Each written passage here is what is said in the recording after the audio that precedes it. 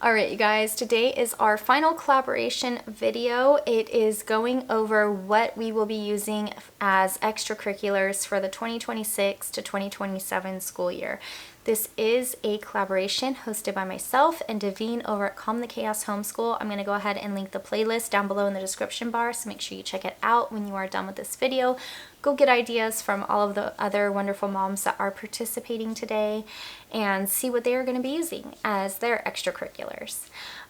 This coming year, I'm going to have an almost 3-year-old, a kindergartner, a 4th grader, and an 8th grader. And there have been so many days or so many years where I have planned 3 or 4, if not more, extracurriculars, and I just had such high hopes, and basically the sky was the limit, and I just wanted to paint the town red with extracurriculars. But if there's anything that I have learned over the last probably 3 years, is that I plan all of these wonderful, beautiful things, and then the year, takes over, life happens, and I have to end up setting aside the extracurriculars, and then we basically hone in on math and history and science and language arts, and we just don't get to the extracurriculars again. So I think my approach is going to be a little different this year. Actually, I know it's going to be different. I'm not going to put any emphasis on planning extracurriculars. I'm going to take the extracurriculars that I already have planned, and during the summertime, we'll set aside probably about an hour 3 times a week, and that's when we'll go over some of our extracurriculars that I have. So I'm thinking this summer will probably be filled with Beautiful Feet books, art appreciation, and also their music appreciation. I feel like those are 2 important subjects that I want them to know more about. And then we also have some art subscription boxes that I have not gotten to yet. And these boxes are so cool. It teaches you about the artist, and then it has you recreate some of their paintings. I have shared some of their unboxings before, and my kids absolutely love those subscription boxes. So we're probably going to get to those this summer. And I can't wait for that because they have just so much joy when they do those subscription boxes. So towards the end of the summer, we're going to set those things aside. And during the year, our extracurriculars are basically just going to be whatever the co-op that we join offers, because I feel like that's basically the best time at this point. Like, it's the only time in the day that we can find to do those things. So they will have a wide range of the classes that are offered, and they will learn many different things.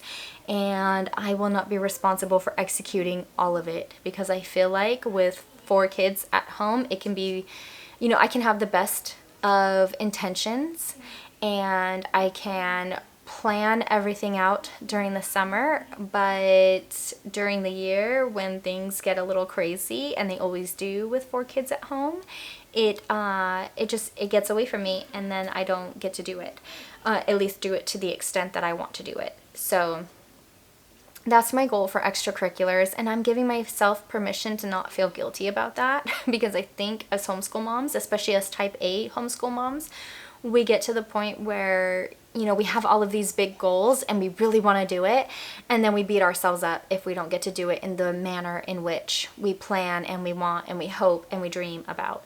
And so I'm gonna not do that this year. I'm just gonna say it's co-op. Extracurriculars are done at co-op, and that's basically it.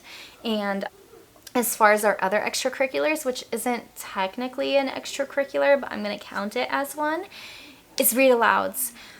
I feel like this last year we completely fell off of the read-aloud train, and I really, truly, with every fiber of my being, just miss it. I miss being able to sit down and read a good book with my kids and talk to them about it, and see their enjoyment and their excitement and their giggles from the silly things that happen in the stories, and them getting to learn, from secondhand experiences that they read about, and them getting just filled with good literature and qualities of the characters that I want them to know and have.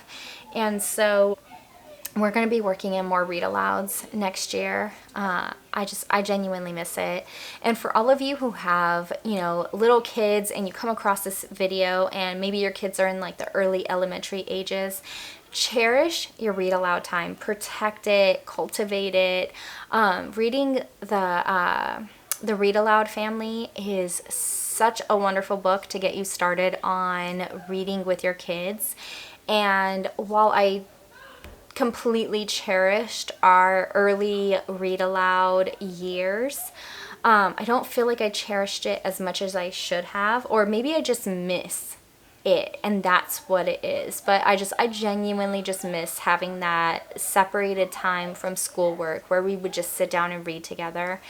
And you know, the older the kids get, the busier I feel like you get. You know, you're taking them to see friends and you're going to co-op and you're trying to find extra activities, and sometimes it can just feel like you're go, go, go. And I miss having that time that we could carve out and just read some good books. And that's one of the reasons why I think I love the summer, and I love taking the whole summer off, because we participate in the summer reading challenge at the library, and my kids love it. They end up reading some crazy amount of hours every week, because not only do they love reading, at least my son does, they are very competitive and they want those prizes. And so, you know, who am I to say that they cannot read 10 to 15 hours a week just so they can get these prizes? So yeah, that's basically our plan for next year, is do some of the extracurriculars during the summer and then set those aside once our homeschool year starts. Just focus on extracurriculars being done at co-op and then working in some more read-alouds. And I feel like that is good enough. It doesn't need your homeschool. If you guys are, you know, struggling with any of that, or maybe you're new to homeschooling, your homeschool does not have to just be filled to the brim with curriculum. There can be space carved out where they can just breathe and they can research some of their interests, and they have time to grow in those interests and all of the things. It doesn't just have to be bam, bam, bam, bam, and just back to back. So yeah, and that is from a type A mom. So that is basically it.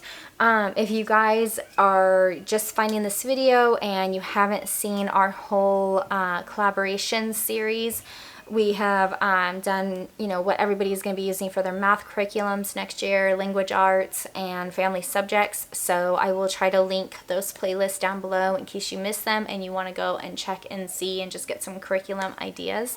If you like this video, don't forget to give me a big thumbs up. Hit that red subscribe button. Let me know what you guys are using for your extracurriculars next year. I would love to hear it. And don't forget to check out the playlist. I'll see you again later. Bye.